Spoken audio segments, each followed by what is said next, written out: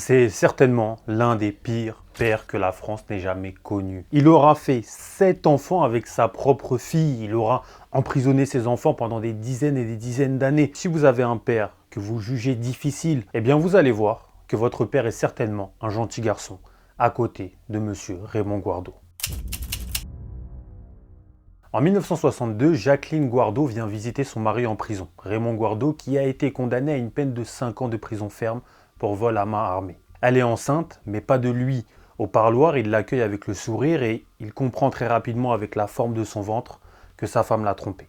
Mais c'est un chic type, il accepte de reconnaître l'enfant comme étant le sien.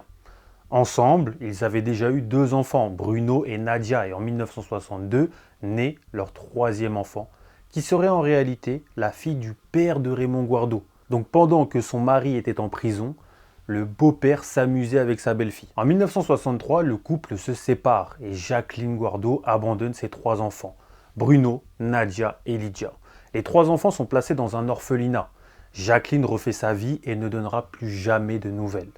De son côté, Raymond Guardo, bien au chaud en prison, rêve de ses enfants et n'a qu'un seul but, les récupérer. Par correspondance, il rencontre une nouvelle femme, Lucienne Hulpat, avec qui il se marie dès sa sortie de prison en 1965. Lucienne Hulpat, elle est étonnée par Raymond Guardo. C'est censé être un homme dangereux qui a fait de la prison, mais face à elle, elle a un homme qui est plutôt charmant et qui parle à longueur de journée de ses 3 enfants que son ex-femme a abandonnés et qu'il aime profondément. Et très vite, Lucienne et Raymond emménagent ensemble dans une cité HLM de la ville de Meaux. Lucienne devient comptable et Raymond travaille en tant qu'imprimeur. Ils sont dans la même entreprise et en 1966, après plusieurs visites à ses enfants, Raymond Guardo décide d'aller les récupérer avec un fusil. Il dit à la femme de l'accueil, « C'est mes enfants et je partirai pas sans ».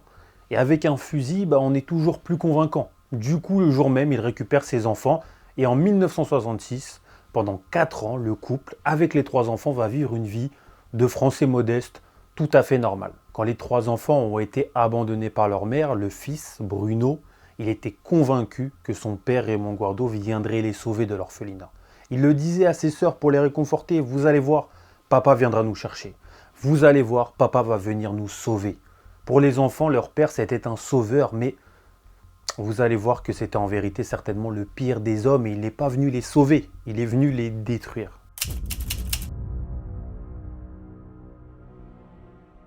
Lors de l'été 1970, Raymond Guardo achète une caravane pour emmener sa petite famille à la mer. La dernière de ses enfants, Lydia, elle est toute excitée de voir la mer et de s'amuser dans les vagues, de jouer avec le sable, etc. Et sur la plage, elle s'amuse comme une folle avec son frère Bruno. Mais quand Lydia, elle regarde sa sœur Nadia, Nadia, elle est rigide. Elle bouge pas. Sur son visage, aucune émotion malgré le fait qu'elle est sur une plage et elle devrait s'amuser comme tous les autres enfants. C'est comme si quelqu'un lui avait pris son âme d'enfant. Nadia, elle bouge plus, elle est stoïque. Et Lydia, elle a beau avoir que 7 ans, elle voit que quelque chose n'est pas normal avec sa sœur. Mais Lydia ne sait pas alors ce que sa sœur subit. Et encore plus, cette fille de 7 ans ne sait pas encore l'enfer qui l'attend. Dès leur retour, Raymond Guardo déscolarise ses 3 enfants. Il ne veut plus que ses enfants aient de contact avec le monde extérieur. Il les enferme à clé chacun dans une chambre et il n'ouvre la porte que pour les nourrir. Et quand à table, les enfants demandent à leur père « Mais pourquoi tu nous enfermes ?» Le père leur répond « Taisez-vous, vous êtes mes enfants, vous êtes à moi. » Au bout de quelques jours, Raymond Guardo va même aller plus loin. Il va percer un trou dans le mur de la chambre de ses enfants et à travers le trou, il observe ses enfants et dès qu'il y a quelque chose qui ne lui plaît pas, il rentre dans la chambre et il les frappe. Mais ça, c'est que le début de l'horreur pour ces 3 enfants. Vous allez voir qu'il est capable de bien pire. Une après-midi, Lucienne Hulpat, la femme de Raymond Guardo, ouvre la porte de la chambre où est enfermée Lydia. Et elle lui dit « T'es trop sale, viens prendre un bain, je vais te nettoyer. » Quand Lucienne et Lydia arrivent devant la baignoire remplie d'eau, l'eau, elle est presque bouillante. Elle est extrêmement chaude et elle est mélangée avec de la javel. Et Lucienne, elle dit à Lydia « Bon, allez, monte dans la baignoire, je vais te laver. » Sauf que Lydia, qui a à l'époque 7 ans, elle lui dit que l'eau est trop chaude, elle ne peut pas rentrer dedans. Et là, Lucienne, elle s'énerve, elle soulève Lydia, elle la jette dans la baignoire. Lydia hurle, mais Lucienne, elle a décidé de la laver coûte que coûte et elle la lave de la manière forte. Elle prend une brosse à chien, vous savez, les brosses extrêmement dures avec des poils extrêmement... On appelle ça aussi des brosses de sanglier, des brosses en poils de sanglier, pardon. C'est des poils extrêmement durs et elle commence à la frotter et elle frotte la gamine comme on frotterait une gazinière. Lydia, elle hurle. En plus de l'eau chaude, elle se fait frotter la peau et la peau elle commence à tomber en lambeaux. Et Bruno qui était resté dans sa chambre, il sort et il voit sa sœur en train de se faire torturer. Il court chercher son père et il lui dit que Lucienne est en train de tuer Lydia. Quand Raymond Guardo il arrive calmement dans la salle de bain, il n'est même pas inquiété, il voit Lydia qui a la peau des jambes toute brûlée. Et même la peau de ses jambes, elle commence à se détacher en lambeaux. Alors Raymond, il prend sa fille, il l'emmène dans la cuisine, il la pose sur une table et il commence à lui verser sur les brûlures de la sauce vinaigrette. La même sauce qu'on utilise pour manger de la salade. Et comme Raymond, il voit que Lydia elle continue à crier et elle est sur le point presque de s'évanouir, il décide de l'emmener aux urgences. Et dans la voiture, il la prévient. Tu ferais mieux de ne pas dire que c'est ta mère qui t'a fait ça parce que sinon tu n'auras pas de mère. Tu n'auras plus de mère. À l'hôpital, le verdict tombe. Lydia est brûlée au 3e degré. Et c'est uniquement grâce aux greffes de peau que Lydia arrive à survivre. Quand les médecins auscultent la gamine, ils sont quand même curieux de savoir ce qui s'est passé. C'est quand même des brûlures assez graves au 3e degré et avec des traces de brosse extrêmement dures. Donc les médecins, ils s'interrogent. Mais Raymond Guardo, il explique aux médecins que Lydia s'est tout simplement jetée dans la baignoire, qui était trop chaude et elle n'a pas vu. Et cette version-là, pour les médecins, ça passe. Lydia sera hospitalisée pendant 3 mois et tous les jours, Raymond Guardo, son père, viendra visiter sa fille à l'hôpital pour vérifier qu'elle guérissait bien. Parce que cet ordure, il avait encore d'autres plans diaboliques pour sa fille. Et au bout de 3 mois de surveillance intensive de la part des médecins, maintenant ça commence à aller mieux. Et le seul traitement qui reste à faire sur Lydia, c'est de mettre de la crème sur ses brûlures et de rajouter un pansement dessus sur les parties du corps brûlé. Quand Raymond voit ça, il dit au médecin c'est bon. La crème et les pansements, moi je peux le faire à la maison, c'est ma fille, vous n'avez pas le droit de la garder, ça fait 3 mois, vous n'allez pas la garder éternellement, de toute façon ça y est, aujourd'hui je la récupère. Et Raymond Guardo, il repart le jour même avec Lydia. Sauf qu'à la maison, Raymond Guardo, il ne va pas du tout s'occuper de sa fille, et encore mieux, comme sa fille est reconnue invalide avec les brûlures qu'elle a eues, elle touche une pension d'invalidité. Et pour Raymond Guardo qui ne travaille plus depuis très longtemps, cette pension c'est une bénédiction venue du ciel. Donc au lieu de guérir sa fille, il va tout faire pour entretenir la blessure. Donc très souvent, il va verser de l'acide chlorhydrique sur les plaies de Lydia pour faire en sorte d'entretenir la blessure et pour continuer à toucher la pension. Aucun contrôle de l'hôpital, aucun contrôle de l'organisme qui versait la pension, rien. Mais vous allez voir que la suite pour Lydia est encore pire. C'est le début d'un cauchemar éveillé. C'est à cette période que Raymond, qui est devenu gros, vieux et qui a vraiment l'image d'un obsédé, même si on dit que l'habit ne fait pas le moine, c'est quand même à la soutane qu'on reconnaît le prêtre. Raymond entre dans la chambre de Lydia. Il est habillé d'une salopette bleue et il a un marteau dans la main droite et un chiffon sale dans la main gauche. Il observe Lydia de la tête aux pieds comme ça et il lui demande d'enlever ses vêtements. Elle refuse, il insiste. À l'époque, elle n'a que 9 ans et face à son père, elle décide de céder. Elle enlève ses vêtements et quand elle n'a plus rien sur elle, il lui met un chiffon blanc qui avait été trempé dans de l'éther sur la bouche. Et l'éther, ça va faire en sorte d'assommer en quelque sorte sa fille et il commence à abuser d'elle. C'est à ce moment-là qu'elle comprend pourquoi sa sœur Nadia n'avait plus d'âme sur la plage. Parce que déjà Nadia l'avait été abusée à l'époque. Une nouvelle habitude va se créer et tous les jours Raymond Guardo va venir dans la chambre de Lydia abuser de sa fille. Dans son livre, Lydia Guardo, elle dit que plus elle était silencieuse et plus c'était rapide. Mais ça lui faisait tellement mal que la plupart du temps, elle se mettait à crier de douleur. Et dans un HLM, les murs sont extrêmement fins. Moi, j'ai ma grand-mère qui vit dans un HLM et des fois, on a l'impression de vivre avec les voisins tellement on entend les bruits à travers les murs, etc. Puis on a des voisins, voilà quoi.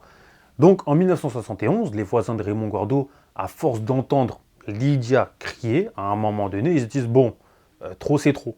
Contacte le bailleur pour dire que quasiment tous les jours, on entend une jeune fille crier, et c'est pas des cris de joie, c'est pas une jeune fille qui est en train de jouer, c'est une fille qui demande à l'aide, qui crie, qui demande à son père d'arrêter, et le bailleur, il réagit comme un bailleur, il décide d'expulser la famille Guardo. Et le but d'un bailleur, jusqu'à aujourd'hui, c'est de faire de l'argent. Ce qui se passe à l'intérieur d'un appartement, c'est pas leur problème. Donc Raymond Guardo, il est expulsé. De cette aventure-là, il décide d'être un peu plus discret.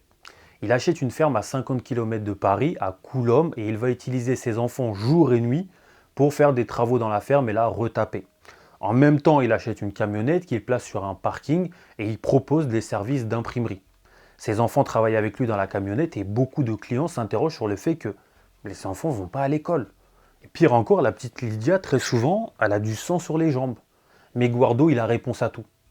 Le temps passe, et comme le disait Raymond Guardo, ce qu'il se passe derrière les portes closes ne regarde que la famille. Le fils Bruno grandit et à l'âge de 15 ans, il comprend que leur vie n'est pas normale. Les enfants sont coupés du monde et Bruno va donc raconter à son grand-père leurs conditions de vie. Le grand-père y conduit son petit-fils Bruno au commissariat et il y a un juge qui ordonne une enquête, mais bizarrement, elle n'aura jamais lieu. Et c'est quand même étrange que Raymond Guardo, il échappe à de nombreuses reprises à la justice, aux policiers, à l'hôpital. Est-ce qu'il avait des contacts? Est-ce qu'il a arrangé certaines personnes en partageant sa fille de temps en temps? En tout cas, Lydia dira dans son livre beaucoup plus tard que beaucoup de personnes étaient au courant des abus qu'elle subissait parce que Raymond Guardo abusait d'elle dans beaucoup d'endroits. Et des fois, il abusait d'elle dans des fermes qui appartenaient à ses propres amis. Et l'ami, il donnait les clés de la ferme comme si c'était un hôtel ou pour arranger son pote, quoi. C'est un peu bizarre, mais en tout cas, dans cette ville, Raymond Guardo, c'était un homme connu, apprécié et travailleur. Et pour les plus anciens d'entre nous d'ailleurs, il imprimera beaucoup d'affiches pour le RPR, l'ancien parti de Jacques Chirac ou de Nicolas Sarkozy. Après la plainte, le fils Bruno ne reviendra jamais chez lui. Il est resté dans un foyer jusqu'à ses 18 ans et dès que sa sœur Nadia, elle aussi, a eu 18 ans, il est venu la chercher des griffes de son père. Mais Lydia, elle est restée dans cet enfer. Et l'horreur pour elle a continué et ça s'est empiré de jour en jour.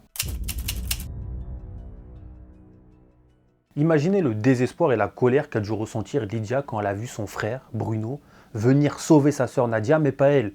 Ils l'ont laissée seule face à un monstre, mais cette fuite a quand même donné de l'espoir à Lydia. C'est là où elle s'est dit, c'est possible de m'enfuir. Et c'est là qu'elle va le faire réellement. Un soir, Raymond et Lucienne, ils s'endorment. Et Lydia, elle ouvre la porte et elle court. Elle ne sait même pas où aller. Elle connaît vraiment rien du monde extérieur. Les deux seuls endroits qu'elle connaît, c'est sa maison et la camionnette. Il fait nuit. Elle ne connaît personne, elle est perdue, elle erre sans but dans la ville en robe de chambre. Et là, le miracle. Elle tombe nez à nez avec une voiture de police. Franchement, si c'est pas un miracle ça, vous allez voir que c'est pas un miracle. Elle commence à leur raconter son histoire, elle commence à pleurer, elle leur montre les bleus qu'elle a sur le corps, les brûlures. Elle pleure vraiment à chaudes larmes, etc. Mais les policiers, ils ne la croient pas du tout. C'est pas vrai. Tout ce qu'elle raconte, c'est faux, ça a été inventé. Et qu'est-ce qu'ils font? Ils la mettent dans la voiture et ils la ramènent chez elle, chez Raymond Guardo. Quand elle rentre, elle pleure, mais elle se dit, c'est pas possible. Comment les policiers ont pu la ramener chez son bourreau? Elle leur a tout raconté, elle n'a pas menti, elle a montré ses brûlures, elle a montré les bleus, elle a dit que son père l'a frappée. Elle s'est retrouvée au milieu de la route en robe de chambre. Ça a tout l'air de quelqu'un qui a fui. Sauf que pour les policiers, c'est pas passé. Ils ont été totalement débiles ou ils ont été totalement complices. En tout cas, Raymond Guardo va vite punir sa fille pour s'être sauvée. Il l'enferme dans le grenier, une pièce sans fenêtre, sans chauffage, et il va lui faire vivre un véritable enfer. Il y a des jours, il ne lui donne même pas à manger. Mais en tout cas, tous les jours quand il monte, c'est pour abuser d'elle et pour la frapper gratuitement. Il a vraiment tout fait pour que sa fille ne connaisse pas le monde extérieur. Vous savez, Lydia, c'était une jeune fille qui ne connaissait rien de la vie. Elle connaissait même pas les jours de la semaine. Elle ne savait rien du tout. En 1980, Lydia vient d'avoir 18 ans. Et son père lui annonce une grande nouvelle. Lucienne, sa femme, elle est stérile, mais elle veut quand même des enfants. Donc c'est à Lydia de porter les bébés pour Lucienne. Raymond, il attache Lydia les jambes en l'air pour, je cite Raymond Guardo, que ça rentre bien et que tu sois enceinte. C'est dingue quand même. En 14 ans, Lydia, elle va tomber enceinte 7 fois. En 1996, elle aura donné naissance à 7 fils. À chaque fois, elle accouchera à l'hôpital, en présence de son père Raymond Guardo. À chaque fois, les médecins lui poseront la même question. Qui est le père de ses enfants? À chaque fois, Lydia répondra honnêtement, avec insouciance. Son père, le père de l'enfant, est aussi mon père. Ça, il regardera, comment ça? Ton père, c'est aussi mon père. À chaque réponse, Raymond Guardo, il sera un peu dérangé et il dira au médecin, elle n'est pas normale, mentalement ça va pas trop, elle fait un peu n'importe quoi dehors, donc... Et à chaque fois, ça passera. Les médecins, pour les 7 enfants, ils inscrivent père inconnu dans le dossier. À chaque fois, père inconnu. Là, vous vous dites que ça ne peut pas être pire pour Lydia. Elle s'est fait taper, elle s'est fait abuser, elle a eu 7 enfants. C'est horrible comme vie. Elle a été enfermée dans un grenier, elle ne pouvait même pas sortir. C'est encore plus horrible. À chaque naissance, Lydia remonte directement dans le grenier où elle est enfermée. Lucienne, elle fait croire aux enfants que Lydia a accouché, que c'est Lucienne la vraie mère, que c'est elle la vraie mère. Elle dit Lydia c'est juste une femme de ménage, vous n'avez pas le droit de lui parler, vous ne la connaissez pas. Et Lydia, elle n'a pas le droit de voir ses enfants. Elle n'a pas le droit de leur parler, ni même d'être heureuse pour eux. Dès que l'enfant il commence à marcher, Lydia, elle doit se taire, elle doit se la fermer. Dès qu'elle descend, elle fait le ménage et elle remonte. Et les enfants, ils grandissent vraiment en pensant que Lucienne, c'est leur vraie mère. À aucun moment, pour eux, Lydia, c'est leur mère. Pour eux, Lydia, c'est une femme de ménage qui n'est pas de leur famille et avec qui il ne faut pas parler.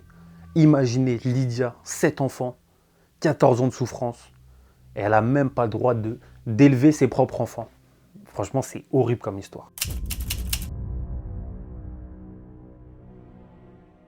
En 1999, Raymond Guardo meurt d'une embolie pulmonaire. Lydia pleure la mort de son père, mais elle pleure pas la mort de son père en vérité. Elle pleure parce qu'elle est perdue. Elle a 1000 questions dans sa tête qui se bousculent. Qu'est-ce qu'elle va faire dans sa vie maintenant? Elle sait rien faire. Elle ne connaît pas le monde extérieur. Elle va vivre où? Qui va l'aider? Et Raymond Guardo, avant de mourir, il lui a ordonné de mettre tous les enfants dans la caravane et de précipiter la caravane dans un gouffre. En gros, Raymond Guardo, il voulait que Lydia et ses 7 enfants le suivent dans la tombe. Même quand il allait mourir, il a été diabolique. Et Lydia, elle va obéir à son père. Elle met ses 7 fils dans la caravane. Elle met la caravane sur une sorte de montagne où il y a un gouffre en dessous, il y a une sorte de pente. Lydia, elle baisse le frein à main. La caravane, elle commence à descendre. Et là, comme la pente n'est pas assez raide, la caravane, elle se bloque. Et heureusement, Lydia et ses 7 enfants, ils restent en vie. Les pompiers, ils viennent débloquer la situation et Lydia et ses 7 enfants, ils retournent à la maison vivre avec Lucienne. C'est quand même dingue de se dire le contrôle mental que Raymond Guardo avait sur Lydia. Même dans la mort, il lui a ordonné de faire des choses, il était mort, elle les a fait quand même. Le 13 novembre 2000, pour la première fois de sa vie, Lydia sort en boîte de nuit. Certainement parce que son père n'était plus de ce monde. Et quand elle arrive en boîte de nuit, elle découvre un monde nouveau, où les gens dansent, les gens s'amusent, ils discutent. Et sur la piste de danse, il y a même un homme qui est grand, blond, bien habillé, qui commence à s'approcher vers elle et qui lui dit « Salut, je m'appelle Sylvain ». Et elle tombe amoureuse de Sylvain. Elle se dit « Ouais, mais il est beau, il est grand, il vient me parler ». Et c'est avec ce Sylvain qu'elle va découvrir la réalité de la vie. Et Sylvain, il va tout lui apprendre. Le concept de l'argent, les jours de la semaine, les fêtes de l'année comme Noël ou Halloween, etc. Et c'est là où elle va se dire « Mais en fait, je me suis fait avoir. Tout ce que j'ai vécu, c'est pas normal. Mes enfants, c'est les miens, c'est pas les enfants de Lucienne. » Et elle va commencer, avec l'aide de Sylvain bien sûr, on rend hommage à Sylvain, elle va attaquer en justice Lucienne. Et va exiger d'avoir la ferme en héritage où elle vit, parce que même Lucienne, elle lui disait « c'est chez moi ». Alors que la ferme appartenait à son père. Elle va exiger d'avoir la ferme en héritage, elle va porter plainte aussi pour récupérer ses enfants. Et en 2008, quand les enfants ils commencent à grandir, ils apprennent la vérité. Et ils vont eux aussi porter plainte contre Lucienne, mais aussi pour non-assistance en personne en danger et pour complicité, parce qu'elle, elle n'a pas empêché Raymond d'abuser de ses filles pendant des années, et puis limite elle a été complice en quelque sorte. Lucienne sera condamnée à 4 ans de prison avec sursis. Elle devra aussi quitter la ferme et la donner à Lydia et payer une rente de 480 € par mois de dommages et intérêts à Lydia. Elle s'en sort plutôt bien. Avec Sylvain, Lydia aura 2 autres enfants et elle deviendra elle aussi grand-mère de 14 petits-enfants. Lydia raconte son histoire en détail dans un livre qui est excellent et qui s'appelle « Le silence des autres » que je vous mettrai en description de la vidéo si vous voulez l'acheter.